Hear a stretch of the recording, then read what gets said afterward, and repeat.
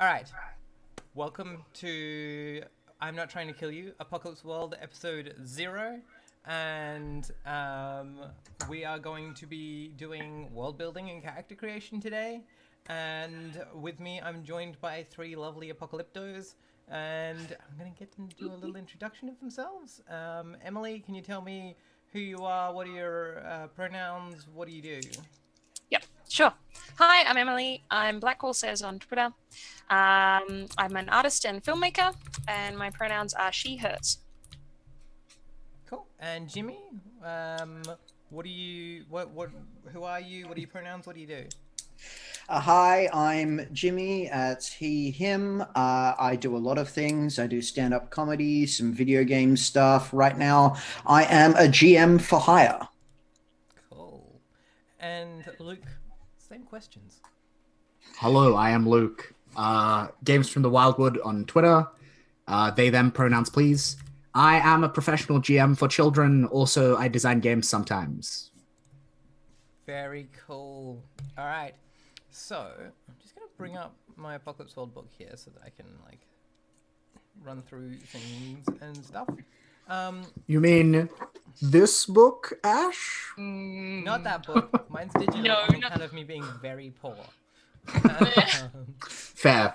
As soon as I get like that sweet partner money, from the That'd be Twitch. nice. Yep, you heard it here, folks. Follow, tweet about it. We gotta get our hands on that book. Damn. Subscribe, comment, Subscribe. Yeah. give us Please money. like this video. We deserve it. We're good at what we do. Let's talk about the apocalypse.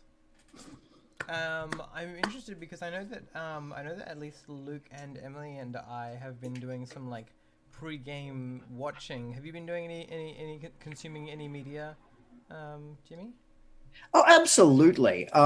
Particularly so.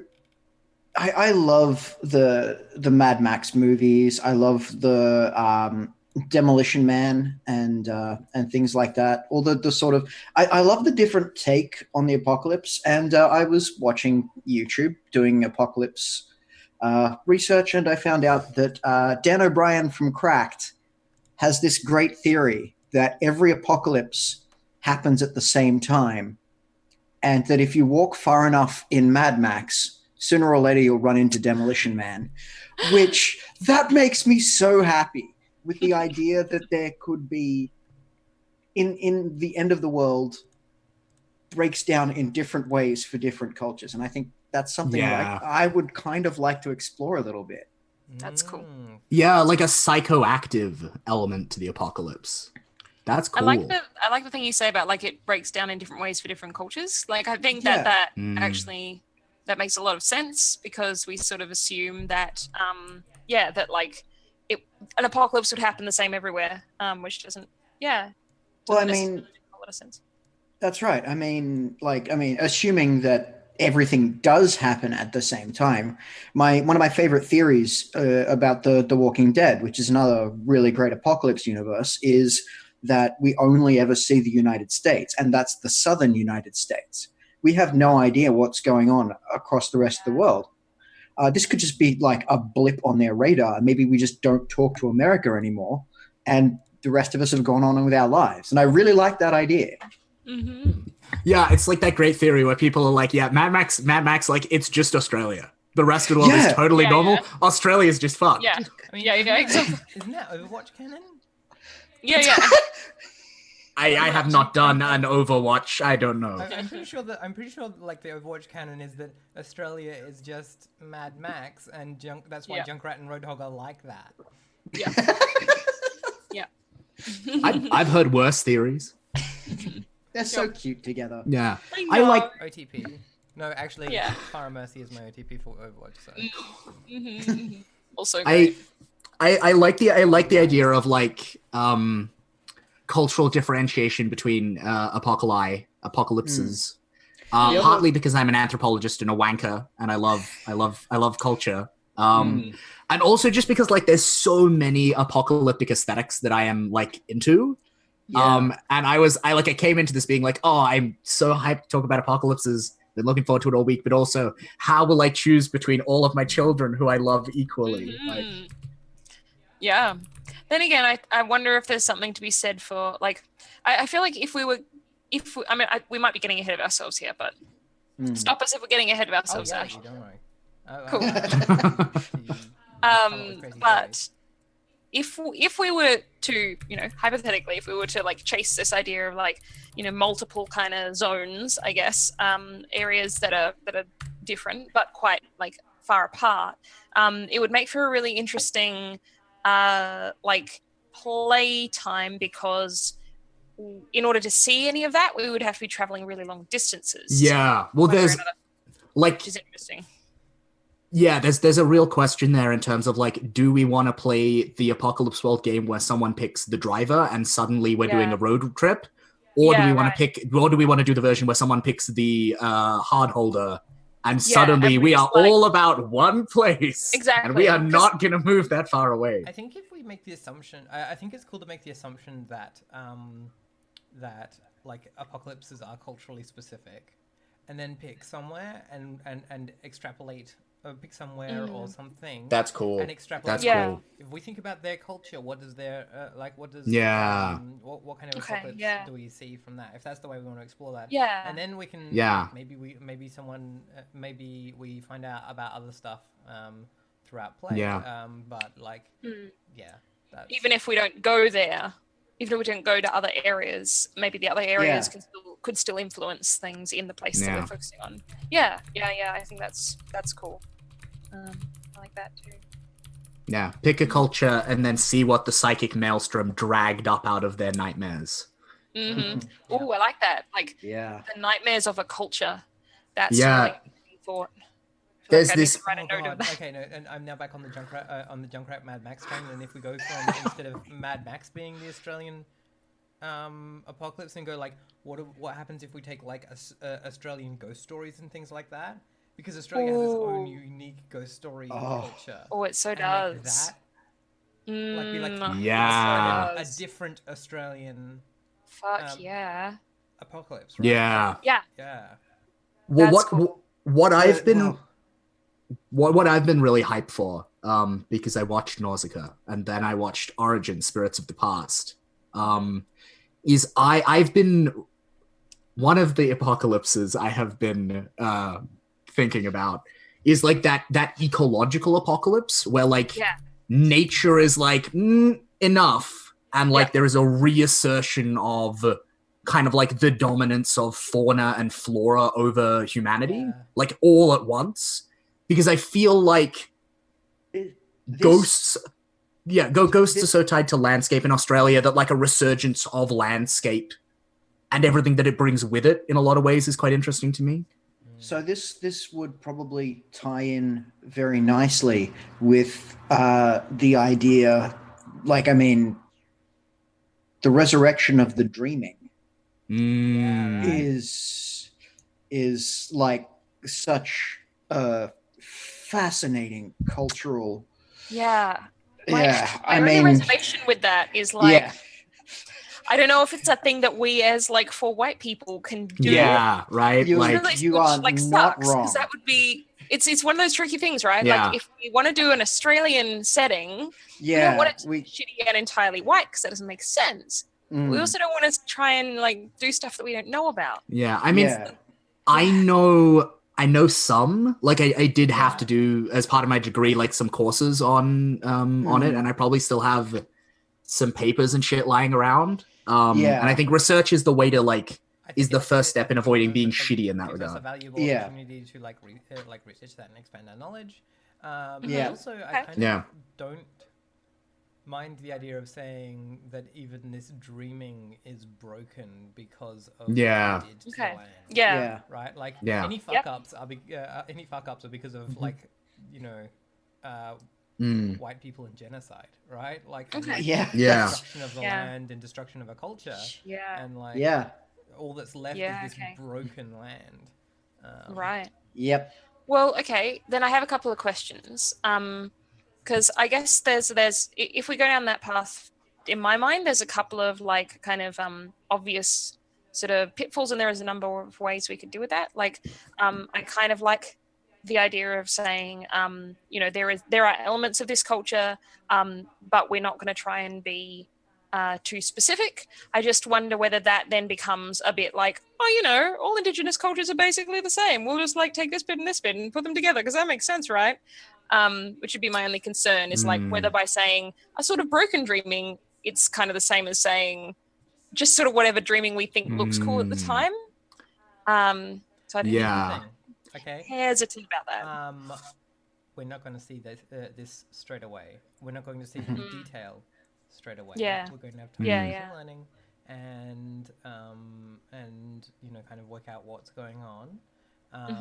Because I'm going to try as a GM to avoid doing the GM thing of like leaning into the weird because it makes players go, right? Like, because it's a really easy thing to do, and the problem is that you lean into the weird too quickly. The weird. I know. Yeah, we're gonna lean into the weird hard enough. You gotta push us out again. Have the GM like not push the weird onto you. Yeah. Rather, or at least I'll try. I mean, that's not. Yeah. No, I think that's good. Yeah. But I think, and also, we'll just be as respectful as we can, and Here's a question. And also, sorry, Emily. Also, like Ash was also suggesting, and I'm into this idea, like picking a place, like a very specific concrete grounded place, because. Because then we can say, right, okay, this is set in Sydney. That means we need to look at the Catagal, the Bidjarigal. Like we need to. There's a specific set of Aboriginal peoples we can look at, and avoid genericization that way. Yeah, like I already have like some understanding of some of the dreaming stories of a couple of Northern Territories nations and a couple of South Australian nations, but also and actually I have a friend who like works with like local council, like local elders and stuff down in kind of like the Melbourne, South Australia area, who's quite well versed in this stuff. So like we got some resources. Yeah, that was going to be my suggestion. Is like, can we get an advisor? Yeah, I think that's. Can we get someone to like run this past and go like, is this an okay idea, and how can we like do it in a way that is like cool and like doesn't whitewash our own country, but isn't shitty. Yeah. If we can get someone to give us, some help on that, that would be even better. Someone who actually knows what they're talking about. Yeah, that sounds good. So I think as far as our first session, I think I want to kind of establish what kind of landscape we're talking about. How has it changed since the apocalypse? And those sorts of questions. And kind of get an idea of like, and how has the world changed since the apocalypse, and what kind of space we're playing in. For instance, what happens if Australia, a traditionally like hot and dry nation, is like suddenly like under like nuclear winter or something, and it's like cold and snowy all the time, or Australia does the Pacific Northwest. Yeah, right. Yes. Or do we want to do the traditional like desert type thing, or like does everything just suddenly become super overgrown and jungly? Or I must admit, I really love the idea of taking Australia and then applying like nuclear winter, like snow and just shit that we don't get here. Because I love the idea of just like Australians just flipping out and being like, how do we do anything? There's snow. What is this? That's really reflective of the whole, like, for the 250th year in a row, white Australia does not understand winter. Yes, exactly. Well, it's particularly right because like I'm just thinking about the recent the heat wave that's going on in the UK, right? And all of the Americans and a bunch of shitty Australians are like, 22 degrees, it's not that hot. And like people are dying because their houses are just not built to deal with it. And like Australian houses are not fucking built to deal with like real cold, right? Like they're built to stay cool during the summer. And so like the impact of like really serious winter on Australia would be like heavy as shit. And like, I love blood and grime and sand, but I'm also into other apocalyptic aesthetics. Yeah, I'm just throwing ideas out, so like, I I really love. I've got this image in my head now uh, of all things Lake Burley Griffin freezing over and having that jet that's just iced over is all that Oh I'm yeah, yeah. Like and it can be like this. I don't know. Like I'm not sure how far into the apocalypse we are, but I love the idea of a group of people stumbling across this giant frozen ark in the middle of an ice pond and thinking like and starting to worship this like I it's just a Yeah. There's all That's really cool. sorts of cool things you can do with like the fact that there is the assumption of warmth in our culture, and then like twisting that and whatnot. So yeah, and also like That's cool. I like that. Like if we're thinking about Canberra, right? I'm gonna get real specific and real nerdy. Emily, I've talked to you about some of this before, right? I was gonna say I know where you're going. Canberra is limestone country, which means that the underground is riddled with caves and with karsts filled with water.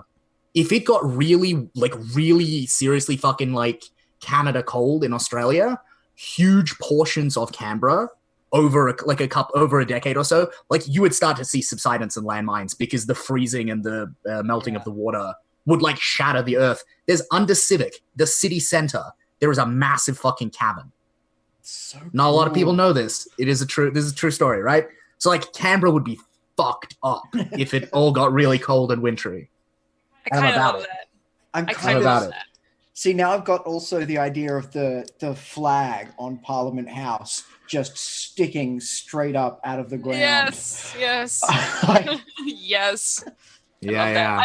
I also like this because I'm keen to wreck Parliament House in our apocalypse. Like that sounds real nice. Okay, so like I don't want to get specific with cities right now.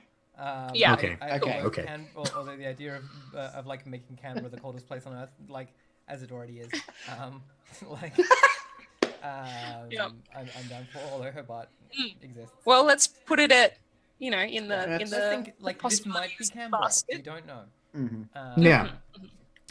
Well, it's because it's not one of the biggest cities like Sydney or Melbourne. And it's not Wagga Wagga, right? Like it's not tiny either. Yeah. We're not going to Borroloola. And it's or Toowoomba. It's that hilarious thing where when the first time I came to Adelaide, I was shocked because whole stretches of Adelaide, in terms of its topography and its like plant life, look incredibly similar to Canberra. Like, is this Canberra? Is this Adelaide? The climate's changed so much. Good question. No one remembers what it was called in the old time. Yeah, right. Because the stated assumption of the book, to my memory, and we probably should talk about this, is like Vincent says like 50 to 75 years after, doesn't he? Like years he says in the book.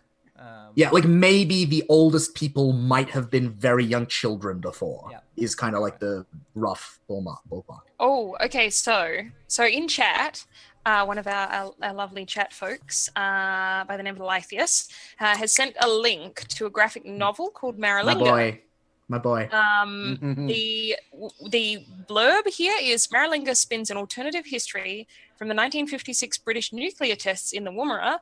300 years later, a ruined, irradiated, post-apocalyptic Australia is a place where monsters are real, and one girl, the last of an isolated and dying community in Melbourne's south, launches on a desperate journey to find sanctuary and a mythical inland sea.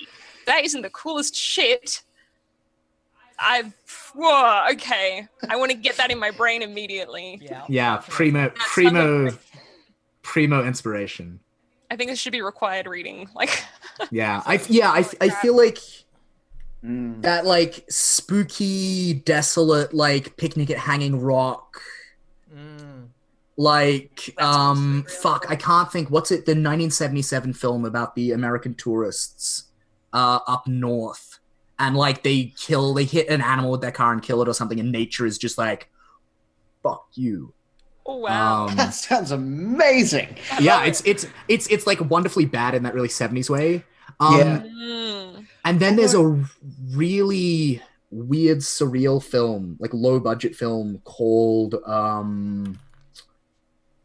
fuck, what's it? Like the Blue Wave or something. It's about a guy in Sydney who starts having like weird apocalyptic visions of the future, and like, you know, in the end of the movie is like, yes, like the grand resurgence of the dreaming and the apocalypse of white civilization or something along those lines. I haven't seen it in like a decade, but I like mean, that sounds great too.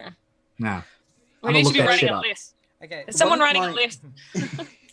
We can go through the chat logs. It's fine.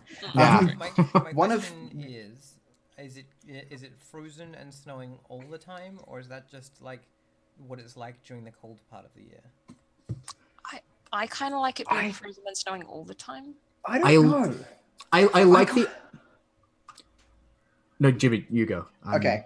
I kind of like the idea, like, because I spent a year in Canberra when I was a kid, and I always noticed that there's no middle ground in Canberra. It's either 40 degrees Right. or it's freezing.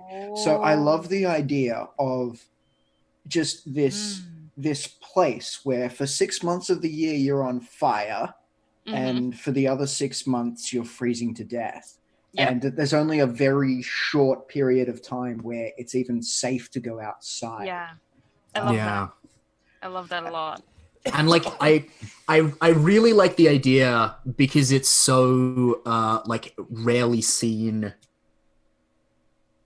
Not of a water apocalypse, right? Like I'm not talking about Yeah. retreading Adam and the Roll20 crew. I'm not talking about retreading Waterworld, but like a damp apocalypse. Like the one universal climate kind of like shift is that Yeah. Australia's like rain levels are like through the fucking roof. Yeah. And so it's Yeah. either like freezing snowdrifts Yeah. constantly in the winter, Yeah. or it's like the wet up in Darwin and like That's sticky and humid and like fucking like raining like tropical thunderstorms Yeah. constantly, and like that's just life. Is just a shift between those two things. Yeah. Yeah, I love that. That's And really, so really cool. everything is about. Because I also, you know, all of those like really terrible survival shows, not Bear Grylls, because Bear Grylls is garbage, but like the ones like him, I used to watch a lot of those. And so like being off the ground, like while you travel, is like super vital because like infections set in and your skin gets all fungal. And we like, I think there's an interesting set of priorities that arise in like a hyper wet environment. Like access to fire. Fire is suddenly a massive scarcity. Which is interesting to me. Everything is rotting. Like I'm into it. I'm into it. Yeah, we've been watching a lot of Tarkovsky and that like water as the element of destruction rather than fire. Really like is a theme in his work. Except for like, you know, the end of the sacrifice, but I won't spoil that. Yeah. Here we go. It's called The Last Wave. This weird Australian film about a lawyer defending. he takes on a legal case defending a local Aboriginal man who's been accused of murder, and he gets like sucked into this weird cultic thing and starts having these strange apocalyptic visions, and then a great tsunami destroys Sydney, possibly at the end of the movie. Wow. When we first started talking about this, I had this like image of like the Great Barrier Reef, like its ancient skeleton, angered by this man, like climbing up out of the sea and just like crushing all. Of with just the ocean receding and everyone thinking it's fine, and the reef just being because like I'm also like one thing that I do want to advocate for hard because I am really into it is the idea of like, has everyone seen those documentaries that like every fucking channel on the planet has made, right? Where it's like, what would life be like 10 years after humans, 100 years after humans, 1,000, right? Those documentaries. I want it to be like the growth that they depict of like 1,000 years after human happened over like the year that the rate at which plants grow just like hyper accelerated. And so like the Great Barrier Reef has literally grown out of the water and like spread onto land. That's cool. Because now it's so damp now, right, that it can survive the coral out of water. And like, you know, like massive twisted trees and like grass that's just everywhere. Like I'm into it. Yeah, and I that is the thing I would be interested in. But I love that a lot. I like the idea of these weird, like kind of like pseudo-tropical plants, but ones that have somehow like hyper evolved to survive the winter as well. Maybe by like, you know, undergoing some kind of winter coat or deciduous tropical plants. Like they shed all their leaves and they're like these horrible wizened like. and like and like because like okay no so like You are getting so excited. It's amazing. There's a reason I'm so into with this. this game, and it's because you both get hype as fuck. Yeah, the because like one of the big threats to any kind of plant species in terms of winter survival, right, is that if they're full of water and their cells aren't very strong, the freezing and right. So like all of these trees are like boab trees in the summer, like they swell up and they get huge and like bloated, and then they literally like wither down to like literal skeletons of themselves in the winter for safety. Yeah. That's so good. Yeah, that's the coolest. That's awesome. I love that so much. Ah, it's the apocalypse. Yeah, plants. Plants. So, as far as setting, we want to be in like a vaguely small city suburban area, or do we want to be like on the outskirts? Because like Emily and I, we live like on the outskirts of suburbs, right? Like we're on the border between suburbia and rural life. Rural life. There was a and like I like the idea of and I mean, like, we can fuck with things a bit, right? Like, we don't need to be like, this is a real place, right? I like the idea. Yeah, like we can. That like maybe there's an area where the city comes like hard up against, like, up against like emptiness or whatever. Because like one of the things that was really appealing to me, in the sacrifice was that there was this sense of like just sections of it, like in one direction there's just land that goes out that direction, and like there's occasional copses of trees and things, and like that's it. Yeah, I mean, we kind of like in bits of Canberra you do low-key get that, right? Because of all of the like big nature park bits of it. Right? Like you go straight, it's like city Ainsley where I used to live, which is like, houses and shit quite closely packed together, and then Mount Ainsley, and it's just big woody mountain, and then it just mountain and wood up on the other. So like that's a thing. That is an aesthetic that exists in Australia. In reality. And we can we can push it a little into the realm of like the surreal and the I like it. I'm really sorry, go on. I like it because this game is basically just an excuse for like Emily to do a bunch of really cool aesthetic photography around Adelaide, and then me to me to just find like the coolest, weirdest bits of Canberra and be like, let me tell you about a strange but true thing. Sounds great. I love it. I'm really I really like the kind of like weird like winter rainforest thing. I feel like that's really super cool. So while I did also like that really sort of flat nothingness that was in Sacrifice, which of course is also in Australia. The rainforest thing? I'm feeling like I like the rainforest thing personally, but that's partly because whenever I've run Apocalypse World, I've made big expanses of nothing and it's never worked out for me. Yeah, that's fair. But maybe that's just my inexperienced GM thing. But yeah, I've always been like, yeah, there's nothing out there, and then later, oh shit, there's nothing out there. Yeah, all right. Well, one thing I also like, if we're talking about a resurgence of landscape, I like the idea of things underneath. You mean like cars and trees, or cars and trees, people living down there? Right. Like atavistic, like the return of like a bunch of the megafauna, right? Cool. Oh man, because like I basically I like the idea that like just because it looks like a flat expanse of nothing, like there may be a whole bunch of shit hiding down there, which ties back into the limestone caves and all that. I have had a long-standing theory that emus and cassowaries are basically velociraptors. Basically, That's not a theory, Jimmy. That's reality. Yes. Oh yeah, like it says bunyips as well. Like totally. Yeah. Yeah. Bunyips is one of the few things about indigenous folklore that I do know shit about. So like, yeah, that's cool. I love the idea of evolution going backwards a little bit, and that the cassowaries become dinosaurs. Yeah. And like they get even even more vicious and dangerous Emu than they wars. were.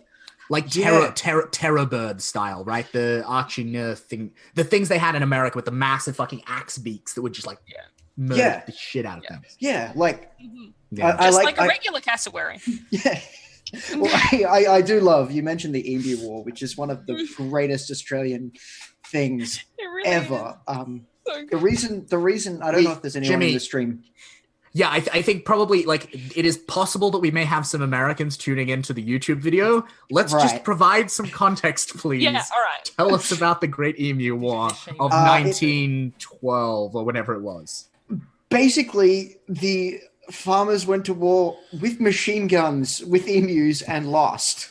Yeah. I mean, it's Like- That's about the long and short of it. because they got the army to do it. Yeah. Yes. I, We got the army in. honest to God, I believe like it was a war against like 20,000, like, you know, emu infestation. I think Yeah. emu casualties were in the 2 digits.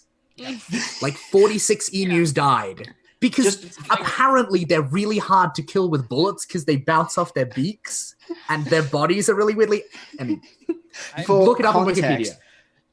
For context, the reason that Australians will tell you things like the drop bear and the hoop snake is so you don't believe us when we tell you about the emu and the cassowary. Mhm. These things will ruin your day. Yeah. And it's just a small, like people are always worried about the spiders and the snakes. That's nothing compared to some, like you think koalas are cute, right? Koalas have claws that are about this long.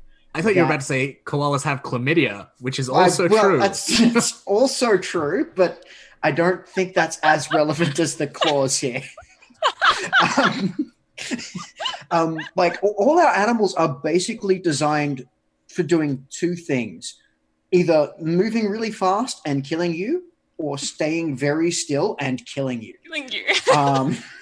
If you drive a car into a wombat, it's literally like your car will break and the wombat will be fine. Yeah. Like, Yeah. yeah. Same with kangaroos, yeah. Same with Yeah. yeah. Oh Jesus, I still remember my mom's car. The one time we like a kangaroo. There's a great story about a koala that got stuck in a car's bumper. That it took the guy drove for like 3 hours to get to a service station before he realized that the koala was in there. It was fine. Like I mean, it was Oh my 3 hours God. from home, No, but because, like because yeah, out- because koalas have homes, right? And Yes. there's this big problem with logging where if you cut down a koala's home tree, it will just go back to where the home tree was, stare at Yeah. it confused until it dies. Yeah. Yeah. They just won't know. Yeah. I know, it's so sad. I have a question. I have a question quickly. Yes, let's get back on track. sorry. Okay. Now that so- we've terrified so everyone we've- who we've- is in we're- Australia. So we've established that Australia is already an apocalypse place, and we're going to make Yep. it more apocalypse. Yeah, we're Right. figuring out That, which dials to turn up. Exactly. My question though is, am I remembering correctly, Ash, that there was a writer of horror stories who was Australian, who we used to read as teenagers and was really, really great? Adam Am I Phillips. remembering? Yes. Adam Phillips, did you say it was? Yep.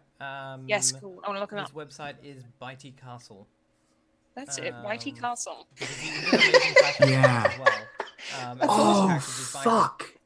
Um, There's he also collects and curates Australian ghost stories. Yeah, and they are good. They are really, really good. I'm holy shit! I'm remembering now. There was Ooh. some years ago. I think it was like a couple of like a couple of collections back. Garth Nix wrote some stuff that was like super like Whoa. leaning into this direction of like atmospheric you're a robot. sentient landscape. All right. Oh no! No, you're not a robot for me. It's fine. You're just a robot Oh, for okay, that's other fine. people. Oh no! And everyone's a robot for me right now. Oh, all right. Yeah, I've just everyone is frozen for me. Oh wait, there you are. You're all back. It's fine. All right. Oh, good. Emily, how are we Oh, good. doing? Still robots? Yep. No, I'm okay. You're okay? I just got a notification though saying that my internet connection is unstable, so I don't know what to make of that. But You're unstable. Ooh. it's gone now. Um, Yeah, apparently. Whoa. Okay, so Okay. we are having it is a world that flicks between rainforest and alpine, almost, right? Like Oh, yeah. it goes from Yeah. humid to cold and humid.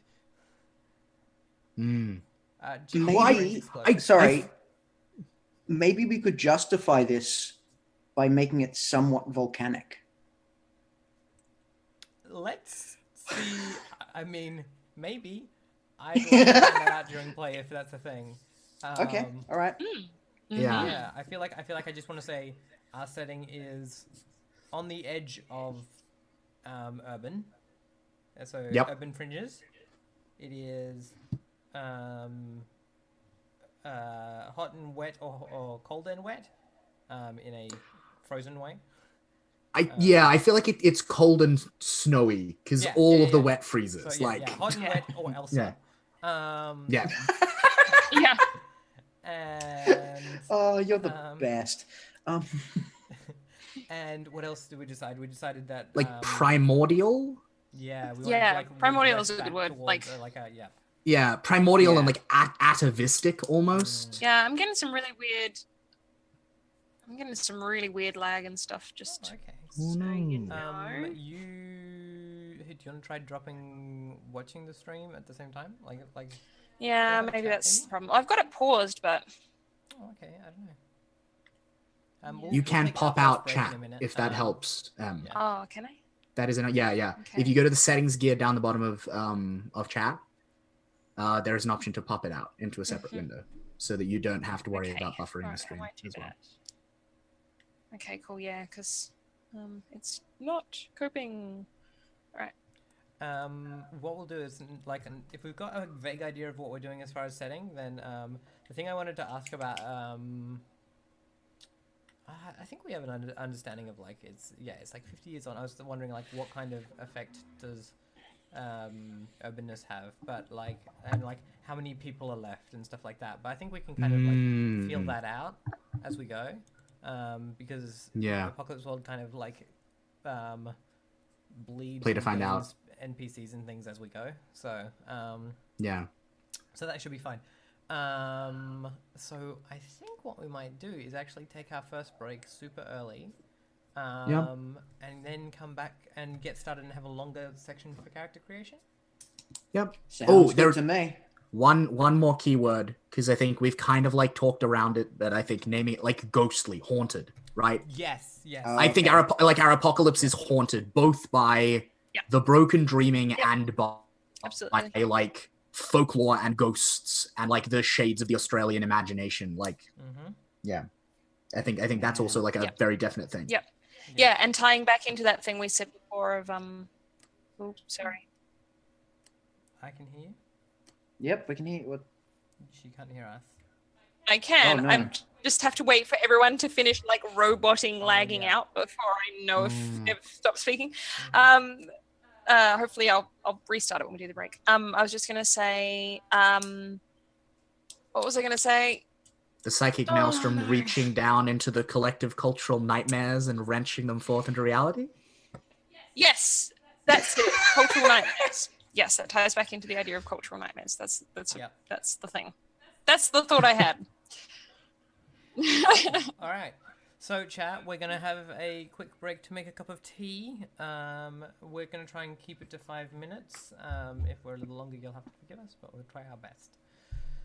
Okie doke.